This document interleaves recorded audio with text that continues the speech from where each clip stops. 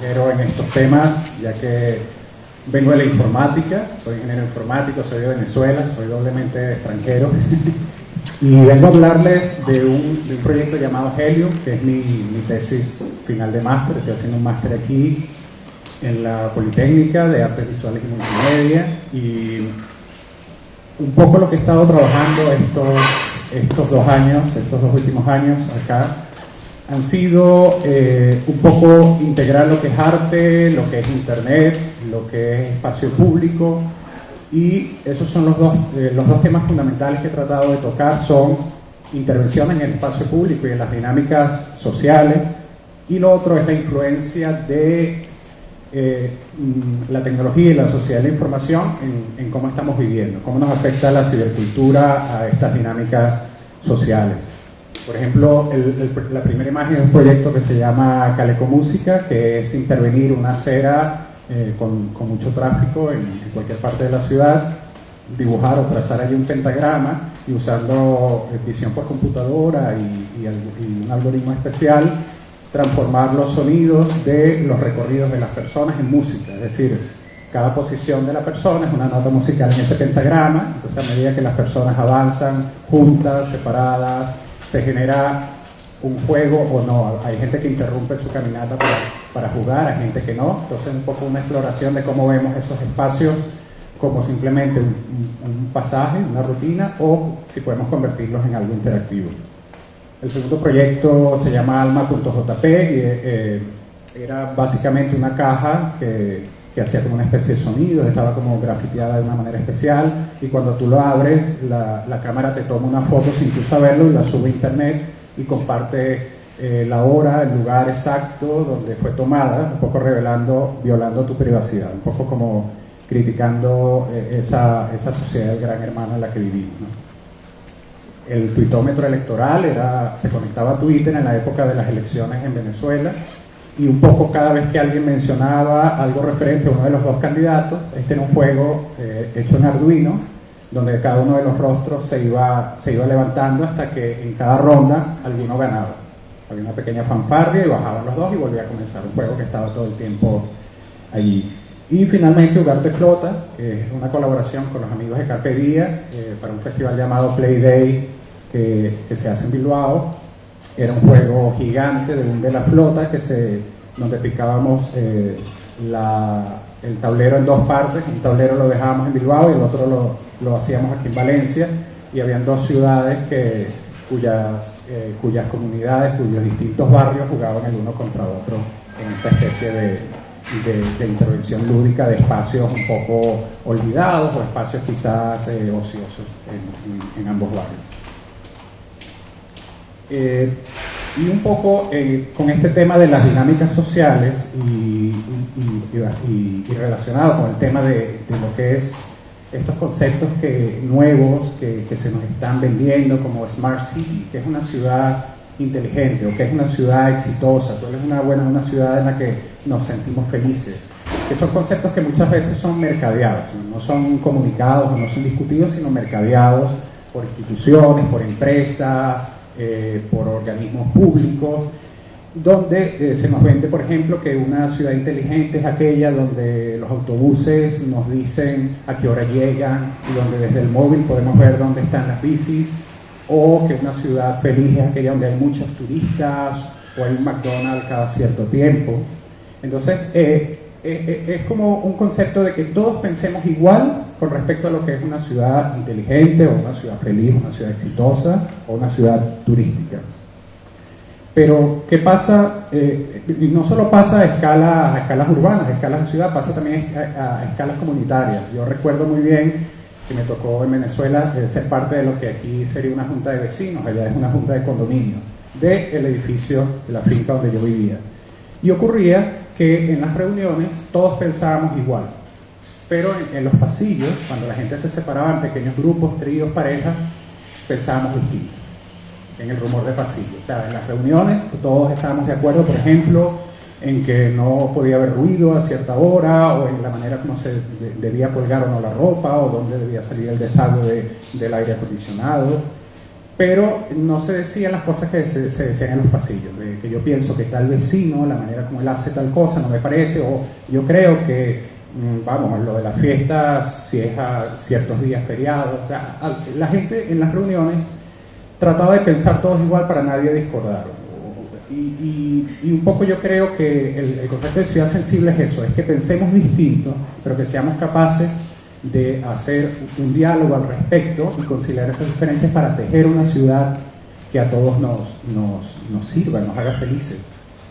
Entonces, ¿por qué ocurren estas, a nivel de cuando nos sentamos a debatir o cuando nos sentamos a discutir temas, por qué tendemos a querer pensar igual? O sea, ¿por qué nos da miedo pensar diferente o decir cosas que, no sé, no sean vistas de una manera especial?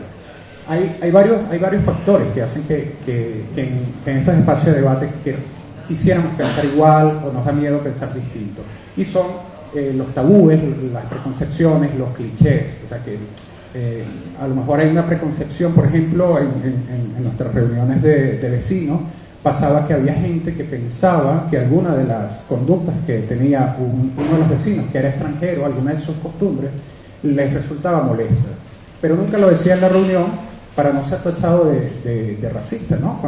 Cuando había maneras constructivas de afrontar ese tema directamente con la persona. Pero sí lo hacía en el pasillo. Entonces, ¿qué ocurría? Todos estos temas quedaban sin resolver.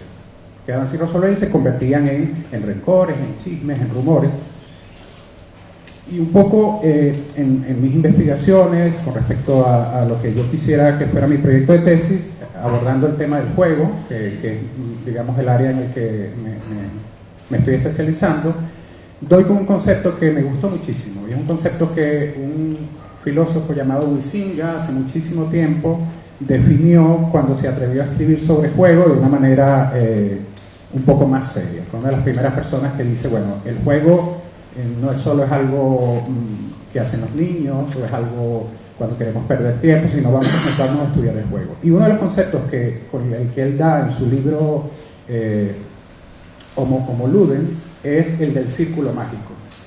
Él habla y nos comenta que cada vez que jugamos, seamos niños o adultos, se forma alrededor de nosotros un círculo mágico. O sea, un territorio donde todo es posible, donde las leyes del mundo real no aplican, donde el tiempo se suspende y donde estamos seguros o a salvo de esas necesidades básicas para sobrevivir. Entonces dije, bueno, ¿qué tal si utilizamos ese círculo mágico para que fuera de esa frontera queden estas cosas que impiden que nos comuniquemos efectivamente o traigamos a la mesa todas aquellas cosas con respecto a nuestros espacios? Y también he hecho mano de 3 herramientas que son muy diferentes, pero a la vez tienen mucho que ver. Y las 3 herramientas son, número 1, los juegos de rol, calabozos y dragones y ese tipo de juegos, ¿no? Ese tipo de juegos que te obligan a ponerte distintos sombreros y asumir papeles. Jugando, por supuesto, pero en el fondo, ¿qué hacemos?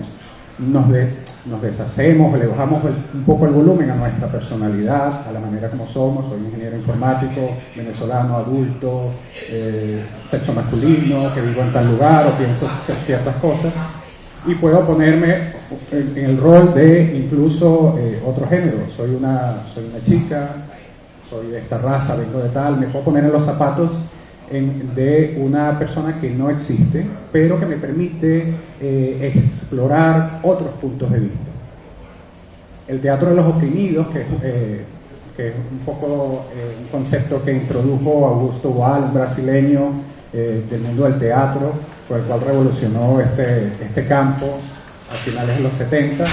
Es un concepto de teatro que rompe, no sé si conocen el término romper el cuarto muro, que ocurre en el teatro, ocurre en el cine, es cuando el espectador se ve involucrado, cuando el actor ve y le habla al espectador de la película o de la serie de televisión, y en el teatro es cuando el teatro sale al público o incita al público a participar. Augusto Boal formaliza esto teóricamente desde un punto de vista en el cual la obra de teatro se utiliza para narrar las historias de los espectadores.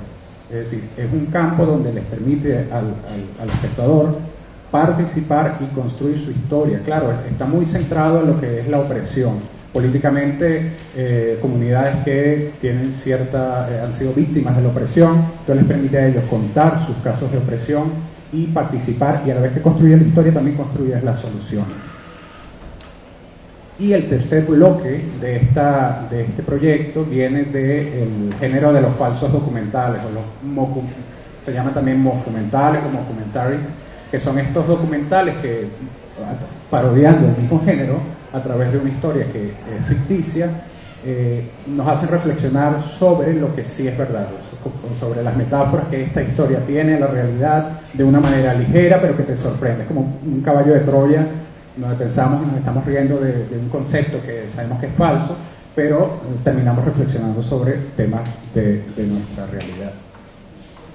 Así nace Helium. Helium es un proyecto que trata de tomar de estas tres componentes, de estas tres experiencias, y construye un juego. Es un juego inmersivo que involucra a un grupo de personas y los pone en una situación ficticia. En este caso, Helium, la gente cuando entra a una sesión de Helium se encuentra en una sala situacional, una sala de reuniones, y se ve involucrada en una historia en la cual los extraterrestres llegan al planeta Tierra después de que se destruye su planeta, y como en las Olimpiadas todas las ciudades quieren asilar a estos extraterrestres por miles de razones, pero razón turística, una razón militar, científica, política, y para el efecto de este juego, la ciudad de donde son los jugadores, en este caso Valencia, es la escogida. Y por un tratado con la Organización de las Naciones Unidas se necesita conformar una comisión de ciudadanos que sirva de mediador entre todos los intereses de esta nueva situación. Y esos son los jugadores. Hay toda una serie de elementos multimedia inmersivos que dentro de esa sala situacional crean un círculo mágico en el cual esas personas se ven forzadas a resolver día tras día, en sesiones por supuesto que duran 120 minutos, pero que simulan ese paso del tiempo, a debatir entre ellos temas relacionados, sin que ellos lo sepan, o pueden saberlo o no, relacionados por ejemplo con la tolerancia, con la migración, con la privatización, la gentrificación, con la planificación urbana, con la política, con la economía y otro tipo de temas. Entonces, ocurren tres cosas en el juego. Ocurre una reflexión porque estos temas tienen un poco que ver con la realidad. En una de las sesiones de prueba que hicimos con los chicos de Carpe Diem, resultó muy curioso que, por ejemplo, había un caso en el cual, va a ser un pequeño spoiler del juego, pero hay un caso en que estos alienígenas tienen una fiesta que ellos hacen una vez cada año de su calendario, y es una fiesta donde ellos recorren las calles haciendo un ruido particular, y hay unas estructuras totémicas que ellos usan que necesitan colocar en lugares equidistantes de la ciudad para crear un campo de fuerza, algo de ese estilo. Y me dio mucha risa porque los jugadores, los miembros de la comisión, lo primero, en su mayoría, lo primero que dijeron fue: ya va, pero tú no puedes obstaculizar la ciudad con tus tótems y andar haciendo ruido una vez al año. ¿Y qué pasa? O sea, eso es una perturbación en la ciudad. Entonces, al rato, otro de los jugadores menciona: ya va, pero eso no es exactamente igual que las fallas, por ejemplo. Entonces, el círculo mágico permite que ocurran estas cosas, permite que, al no mencionar directamente y caricaturizar un poco la realidad con esto de ficción, tú te desprendas de repente, wow, ya va, yo soy fallero. Y surge realmente una reflexión completamente neutra, sin particularidades, sin tintes políticos. Entonces, eso es un poco lo que busca él. Busca tocar temas relacionados con la política de la ciudad, pero desde un círculo así como en el que están ustedes sentados, seguros, un círculo seguro. Y ocurren cosas súper interesantes, y esa es un poco la dinámica del juego. El juego no busca como tal generar ideas o resolver proyectos, simplemente es como una terapia, es como una dinámica de grupo que puede ser insertada en cualquier evento como Carpe Diem o cualquier evento con temas relacionados, y les sirve a los grupos un poco explorar y descubrir sus propias percepciones sobre lo público, sobre la ciudad. Y es un proyecto que se maneja en dos niveles. Helium tiene básicamente dos niveles en los que podemos interactuar con él. El primero es el nivel lúdico interactivo, que es quiero formar parte de una sesión de Helium, quiero jugar. Entonces, ¿qué hacemos? Bueno, yo incluso al final de la charla les pasaré un cuaderno para que se anoten si están interesados en participar en una sesión que van a comenzar muy pronto, y la gente van a estar durante 120 minutos expuestos a una situación ficticia que va a venir ocurriendo, donde ustedes tienen en sus manos la decisión de qué hacer con la ciudad, con estos invitados, con el gobierno, con los militares, y ocurre en un segundo nivel otra manera de vivir Helium, que es la parte documental, y es de donde tomamos el falso documental. A medida que ustedes van jugando, Helium va registrando, por ejemplo, cada vez que ustedes toman una decisión tienen que dar una rueda de prensa, no es simplemente sí, todos estamos de acuerdo que lo que dijiste tú más lo que dije yo es la solución, sí, vamos, adelante. No, hay que estructurar una rueda de prensa para decir puntualmente cuál es nuestra solución. Eso se graba, las notas que toman, las interacciones que ocurren, todo eso se va registrando, y con eso se construye un documental web interactivo. Es decir, personas en cualquier lugar del mundo pueden ver cómo fue su sesión de juego, no solo las de ustedes, sino todos los juegos que se hayan realizado, y explorar cómo fue la historia en cada una de esas líneas de tiempo paralelas. Es como, imagínense una historia, no sé, la Guerra de las Galaxias, donde ustedes pueden ver qué pasó con Luke y Han Solo, pero también pudieran ver qué pasó si Luke hubiera muerto al nacer, pero es otra chica la que lo hace. O sea, ven distintas líneas de tiempo de Helium con distintos desenlaces. Entonces todo esto se podrá ver desde la web de Helium, y se podrá ir recorriendo, viendo los elementos interactivos, leyendo los textos, y bueno, la idea es hacer como un archivo gigantesco en el que como digamos, como espectador de ese documental también podamos recibir ese mensaje de reflexión sobre esos temas abordados por distintas personas. Y mientras los grupos se muevan por distintas comunidades, distintos países, distintas universidades, irá componiendo como un tejido, una matriz más diversa de distintas posiciones, estereotipos o puntos de vista. Entonces, un poco es eso. Lo que se quiere es tratar de sacudir un poco la manera como pensamos la ciudad, para ver si nos topamos con alguna visión interesante o novedosa sobre esos temas, no influenciado por la manera como sabemos que tenemos que pensar porque es lo correcto o es lo que está en boga, sino cómo realmente pensamos y cómo podemos sentarnos a debatir con todas nuestras diferencias temas que son serios a través del juego. Bueno, creo que a mí se me hizo bastante rápido, pero eso es un poco la experiencia Helium como tal, como está planteada. Digamos que es la punta del iceberg de un área de investigación en el que me he propuesto tratar de ver cómo podemos utilizar el juego, no solo en el espacio público como algo puntual, sino como una experiencia continuada que pueda nutrirse de todas las personas que participan en él, no como algo puntual que quede allí, sino como algo que deje un legado. Si quieren un poco ahorita está en fase por supuesto de desarrollo, pero si quieren seguirle un poco el paso, en Twitter, Helium Central, está el Twitter que va a ir avisando de todas las cosas. Hay una página en Facebook también, está mi página personal, donde también podrán ver otros proyectos que he realizado, y como les dije, voy a pasar a esta libreta para que, si están interesados en participar en alguna sesión que vamos a hacer aquí en Valencia, anoten su nombre, su correo y su número telefónico, y nada, en lo que comencemos con las sesiones será un placer tenerlos en Helium. Muchísimas gracias.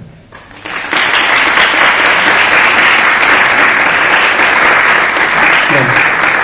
Muchas gracias. A mí me llama la atención pues eso, cómo transformar, cómo crear un juego a ser político, y se hace de una manera amable y sin tintes de colores, ¿sabes? Sin marcar una posición u otra existente, y no sé, me gusta, era un comentario. Si alguien tiene alguna duda. ¿Sí? Bueno, enhorabuena por el resultado, porque bueno, por el camino que va tomando, porque desde luego pinta muy bien y está muy bien encaminado, y la verdad es que es de apreciar la imaginación o el planteamiento que has hecho, porque no podría hacerlo cualquier persona. ¿Qué tal loco? No, hay que estar un poco. Y la pregunta era si tiene alguna aplicación, si existe, aparte de una aplicación de disfrute, ¿no?, total del juego, ¿no?, de pasártelo bien con gente, pues igual quizás hay alguna aplicación más potente en algún colegio o incluso en la universidad. Sí, de hecho, bueno, la idea, como te dije, es que este proyecto, una vez terminado, sea el punto de inicio para otro tipo de experiencias. No solo un colegio con temas educativos, sino en comunidades que tengan, donde, por ejemplo, haya que hacer un proceso de curación de heridas, ya sea por situaciones un poco más serias, como guerra, o como, por ejemplo, en el caso de Venezuela, que vive ahorita una ¿cómo podríamos llamarlo?, una bipolaridad política, una separación política súper difícil. Una de las ideas es tratar de crear elementos lúdicos que puedan servir a comunidades para que se encuentren y para resolver, para cerrar brechas que se hayan creado, ya sea por política, por guerra, por gentrificación.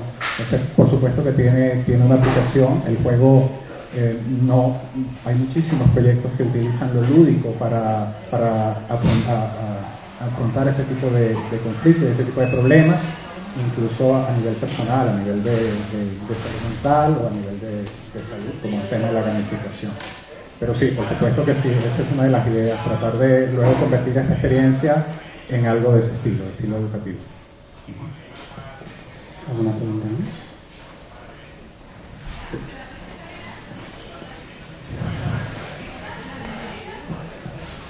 Hola, Félix.